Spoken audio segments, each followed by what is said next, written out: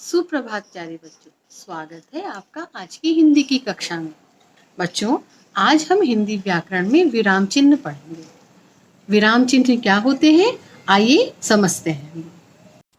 विराम का अर्थ है रुकना या ठहरना।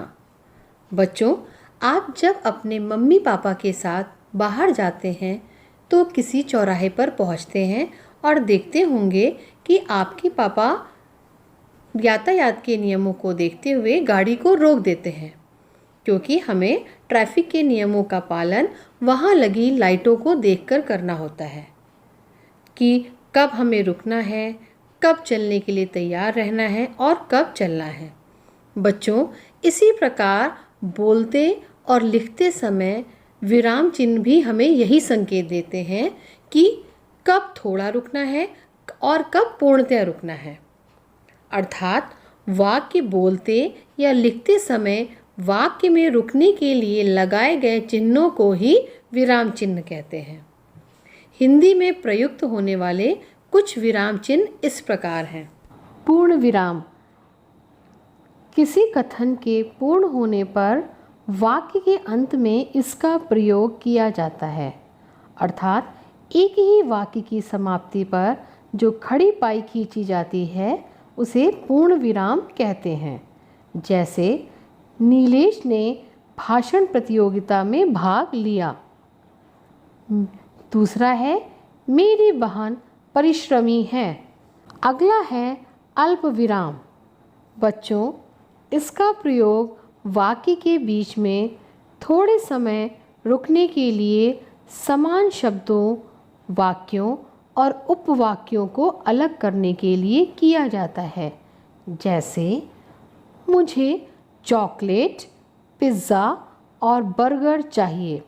यहाँ पर आपने देखा शब्दों के बीच में, चॉकलेट और पिज़्ज़ा के बीच में हमने अल्पविराम का प्रयोग किया। इसके बाद है प्रश्नवाचक चिन्ह। बच्चों, वाक्य में कब, कहाँ, कैसे और क्या आदि प्रश्नवाचक शब्दों का प्रयोग करते समय प्रश्न पूछे जाते हैं, तब वाक्य के अंत में इसका प्रयोग किया जाता है। जैसे पहला है मुख्य अतिथि कौन है। इसके बाद हमने प्रश्नवाचक चिन्ह का प्रयोग किया। चौथा है विस्मयादिबोधक चिन्ह। आश्चर्य, घृणा, शोक, हर्ष एवं भय आदि भावों को प्रकट करने के लिए विस्मयादिबोधक चिन्ह का प्रयोग किया जाता है। इसका उदाहरण है शाबाश प्रखर, तुम कक्षा में प्रथम आए हो। उद्धरण चिन्ह, सबसे पहले यहाँ पर दोहरा उद्धरण के बारे में मैं आपको बताती हूँ, क्योंकि इसके दो प्रकार होते हैं, दोहरा उद्धरण और इकहरा उद्धरण। इसमें दोहरा उद्धरण इस प्रकार होता है, जब किसी व्यक्ति का कथन ज्यों का त्यों लिखा जाता है तो उद्धरण चिन्ह का प्रयोग किया जाता है। जैसे गांधी जी कहते थे करो या मरो। बच्चों, यहाँ पर करो या मरो उनके कहे हुए कथन हैं, तो उसे हमने दोहरा उद्धरण में लिखा है। दोहरा उद्धरण लगाने का एक नियम और है, जब हम पूर्ण विराम लगा लेते हैं उसके बाद ही हम दोहरा उद्धरण लगाते हैं। इसी का अगला भाग है इकहरा उद्धरण चिन्ह। यह चिन्ह उपनाम व रचनाओं के शीर्षक के लिए प्रयुक्त होता है। जैसे जयशंकर प्रसाद की रचना कामायनी हिंदी काव्य जगत में बहुत प्रसिद्ध है। बच्चों, यहाँ पर हमने इकहरा उद्धरण चिन्ह के द्वारा इन शब्दों को प्रदर्शित किया। इसके बाद हमारा आखिरी है योजक चिन्ह। योजक का प्रयोग समान स्तर के दो शब्दों को जोड़ने के लिए तथा तुलना करने के लिए किया जाता है।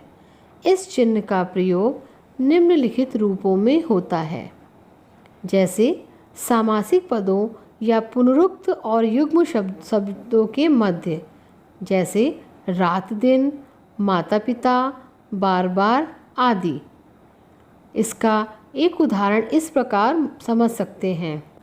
वह रात दिन परिश्रम करके अपनी जीविका कमाता है। अर्थात यहाँ पर रात दिन हमने योजक चिन्ह के प्रयोग द्वारा स्पष्ट किया। बच्चों, अभी जो हमने विराम चिन्ह के बारे में सुना और समझा, आज का कार्य हम अपनी व्याकरण अभ्यास पुस्तिका में इसी से संबंधित करेंगे।